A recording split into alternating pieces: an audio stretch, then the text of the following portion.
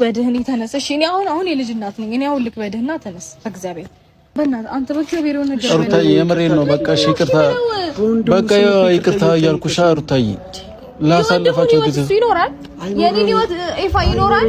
በእግዚአብሔር ተነስ። እኔ ይቅርታ ካላደረግሽ አልነሳም። አብራችሁ እንድትሆኑ ፈልጋለሁ ሩታዬ፣ በእግዚአብሔር እኔ ነኝ የምኖረው ህይወቴን።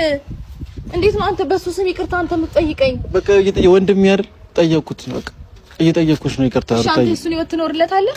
ይመጣል። በቃ ሁሉም ነገር እናስተካክላለን ሩታዬ። እኔ አልፈልግም ነገሮች እንዲቋጩ ነው የምፈልገው። እኔ ሰላም ማግኘት ነው የምፈልገው። እኔ ደግሞ እንድትለያዩ አልፈልግም። ያው ለኔ በሱ ሰበብ ታስሬ እኔ ያለው ይሄ ትዳር ብዙ ዋጋ ተከፍሎበታል። እናንተ ብቻ አለ ዋጋ ከፈላችሁ። ብዙ ሰው ዋጋ ተከፍሏል። ዋጋው አልገባውማ። ዋጋው ደግሞ እንዴት ነው ዋጋ ለተከፈለለት ነገር ዋጋው ያልገባው ሰው ጋር ደግሞ ዋጋው ይሄ ነው ብሎ ማስረዳት ራስን ማድከም ነው እንጂ ትርፉ ምንም አይደለም፣ መድከም ነው። እኔ ደግሞ ድካም በቃኝ፣ ሰልችቶኛል። እኔ ማንንም እየመጣ እንደዚህ እንደፈለገ እየተነጨ ቤት ውስጥ እየተናገረ ሰለቸኝ። ቢኒ እውነት ሰለቸኝ። በእናትህ እኔ ማስታወስ የማልፈልገው ነገር አታስታውስኝ።